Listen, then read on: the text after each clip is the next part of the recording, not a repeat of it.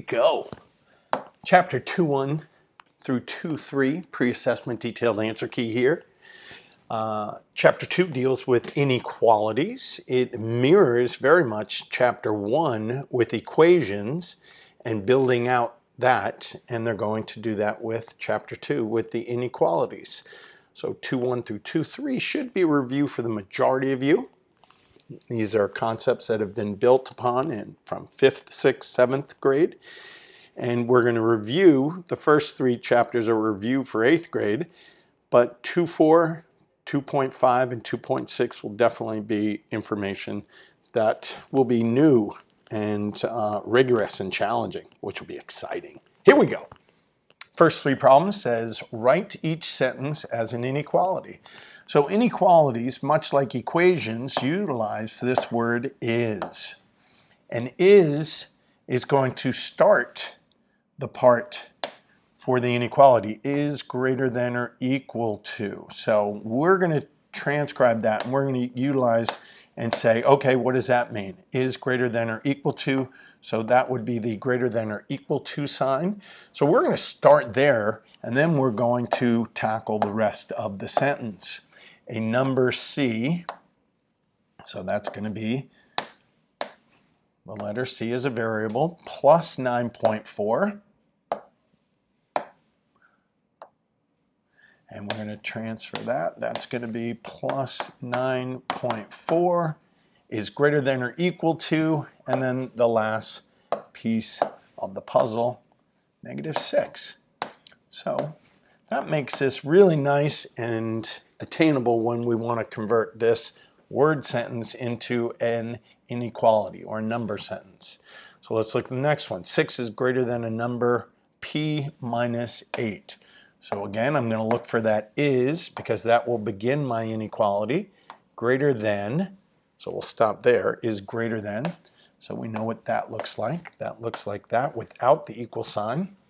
And then we're going to look to the left of it. 6, okay. 6 is greater than a number p. Let's do a number p.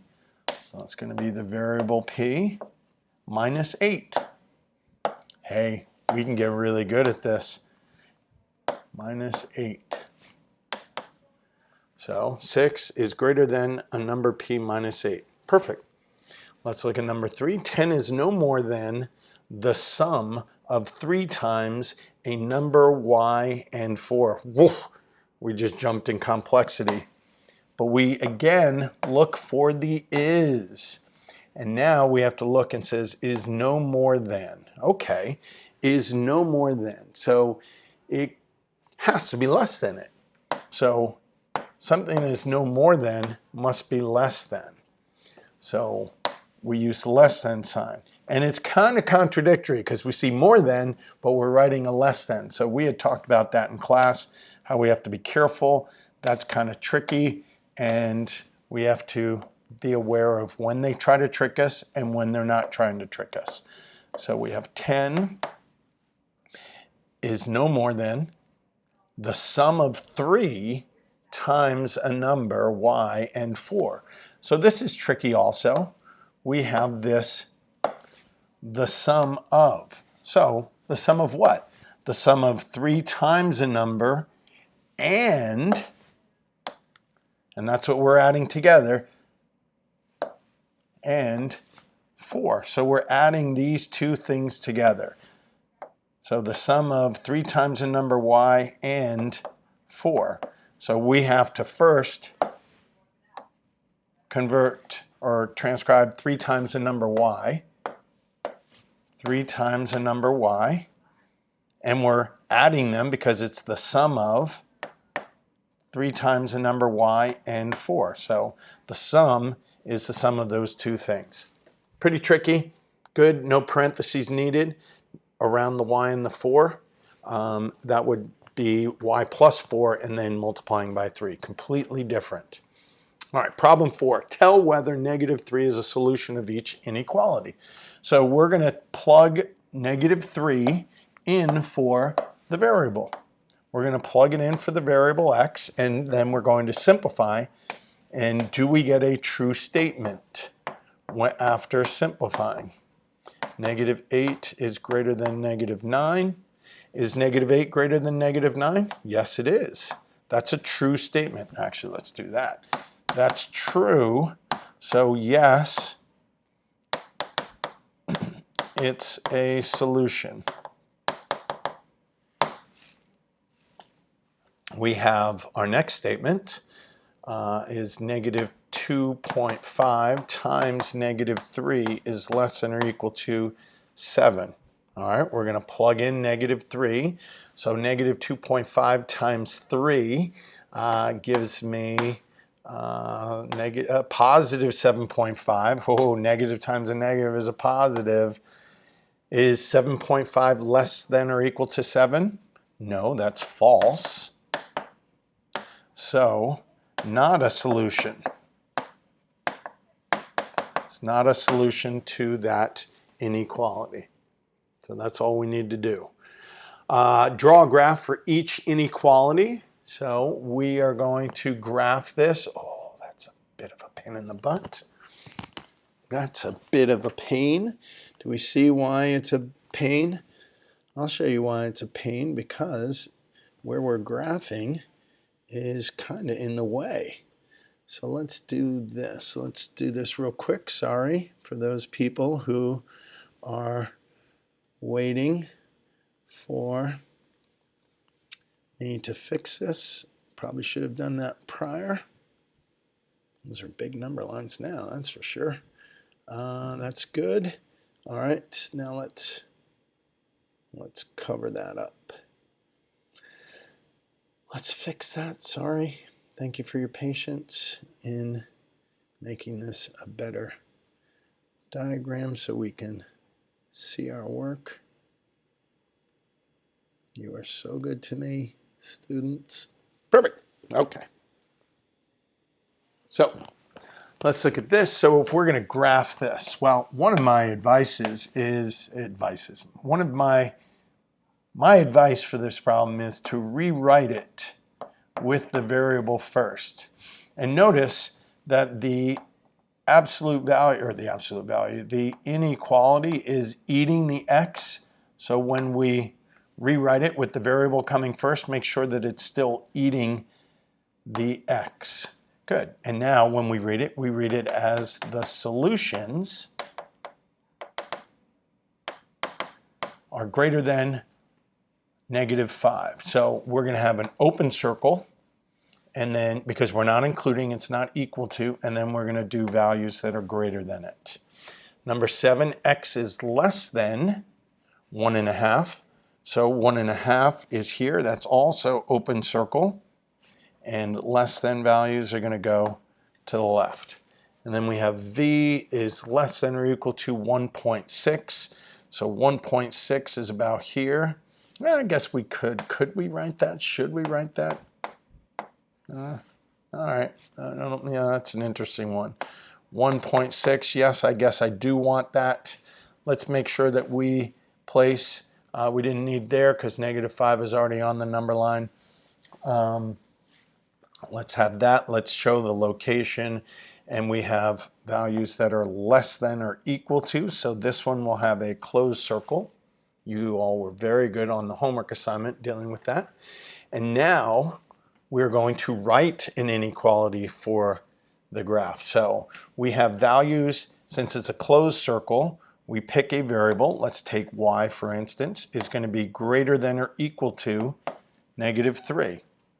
Number 10, we can say m is less than 3. We're not going to include, it's an open circle, so we will not have an equal sign on our inequality. And then 11 is p is less than -6. Cool, easy, straightforward. Now we're going to solve them. Again, I'm not liking where that inequality is located. That is not a great place for graphing solutions. So give me 2 seconds again. Sorry that we are delaying or wasting this time here. doing this. Sorry. I'll try to be somewhat fast. We'll have the graph over there. I will fix this for the assessment. They will be properly located on the paper so it doesn't get in the way and we can graph clearly and everybody will have space to do their work and clear and not get anything in the way. Let's do this. Do I still have? Yes. Yes. Yep. And last one. Good. Okay. So let's solve this inequality. We're going to do it as if it was an equation. We're going to add 10 to both sides, add 10 to both sides. We're left with P is greater than or equal to 2. Let's graph that. We're going to have a closed circle, and we have values that are greater than. Number 13, we are going to, well, there's going to be a couple things that we're going to do. We're going to minus, I'm going to minus 7 halves. I've converted that mixed number into an improper fraction because I have 11 halves on this other side. So that'll leave me with r is less than 11 halves minus 7 halves leaves us with 4 halves, which simplifies to r is less than 2. Nice. I want you to simplify it. I don't want to see 4 over 2. So we have an open circle and we are going to the left. Number 14, we're going to add 9.5, add 9.5. 5 from 8 gives us 3. 9 from 4 doesn't work. 9 from 14 gives us 5 and negative because we had more negatives than positives. And we have r is less than or equal to negative 5.3. So negative 5.3 is going to be about here, negative 5.3. It's going to be between negative 5 and negative 6. We're going to have a closed circle. That'll be interesting to see if people get the placement correct on that. And we have values that are less than or equal to that. Number 15, we're going to multiply by 9, the inverse of dividing by 9. 9 times negative 4 is negative 36. And we have k. Good. And I'm going to rewrite this as k is less than negative 36. We do not flip the inequality because my variable is positive. The only time we flip the inequality is when we multiply or divide both sides by a negative. We multiply both sides by a positive 9. So we have negative 36. We're going to have an open circle, and we're going to have values that are less than negative 36. And we still got to do some more copying, but this is the last one, I promise. Thank you. I should have done this in advance, but I didn't. I'm sorry. Ooh, that's not good. I didn't mean to do that one. Let's go this, 17. Yep, I know you're working. I know you're waiting, forwarding. I don't know. Are you even watching this video? Hopefully somebody's watching this video.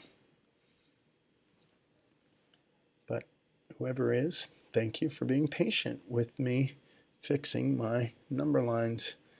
Now let's do this. Let's erase those. Erase those. And we are done. And I think that's the last page. So we are good to go. Mr. Mack won't have to do that anymore. I will move this up a little bit. Okay, let's continue to solve. So we have 5m over 17 is greater than 75 over 34. We have 5 multiplying m and 17 dividing by m. The way we can get rid of that is multiplying by the reciprocal. If 5 is multiplying, you see that we're dividing by 5. 17 is dividing, and the inverse would be multiplying. Hence, it's in the numerator. And what we do to one side, we do to the other. And we're left with m is greater than, and I'm not going to multiply 75 by 17 and 34 by 5. I'm going to cross cancel. Good math students cross cancel. And that gives us 15, I think, times 5 is 75. And 17 and 34 are also multiples. And that makes 2. And we end up with 15 halves. Now, Most of the time we can leave that as an improper fraction, but since we have to place this on a number line, it's in our best interest to convert that to a mixed number. So we know where 7 1/2 is. Did I place the other one? Did I write where it was? Oh, that was a whole number. And that was a whole number, so we didn't have to do it with those two. So we place it, it is an open circle, and we have values that are greater than 7/2. Good. We are going to multiply by 1.9. We're going to multiply by 1.9. That one I don't know off of the top of my head. 14.7 times 1.9 gives us 2793. Negative 2793 is less than or equal to b. And if we want to rewrite it, b is greater than or equal to negative 2793. We're going to find 27 and 28. And we know that it's going to be right about there, negative 2793. We're going to have a closed circle, and we're going to go to the right. Okay, make sure that you place that properly on the number line. That I will be a stickler on.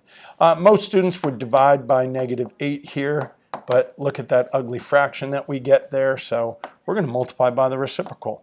The reciprocal of -8 is -1/8. And 8 goes into 240. 8 goes into 24 3 times, so 30. And we have a negative times a negative, which is a positive. So we have 30 over 19. Now, did everybody notice that we multiplied both sides by a negative?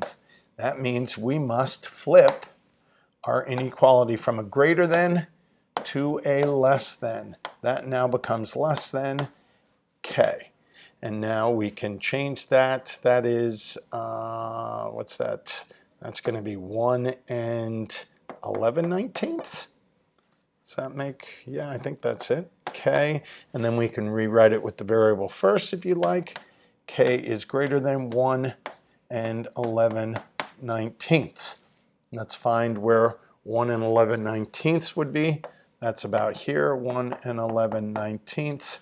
We have an open circle, and we are going to the right. Perfect. Everybody see that? Remember, why do we have to flip the inequality when we make a negative? Because we have to get it positive, and making things positive, you have to move it across the inequality. So right now, it is a less than, but if we move it across to make it positive, it becomes a greater than. That's the reasoning on why we flip the inequality sign. We are keeping our variable. We're not moving it. The way we're moving it or making it positive is by multiplying by -1. Let's look at that last one, 30 over 19. Yep, looks about the right location. This should be pretty straight up. This is a great opportunity for you all to do well on an assessment and negate the need to take a reassessment. So good luck.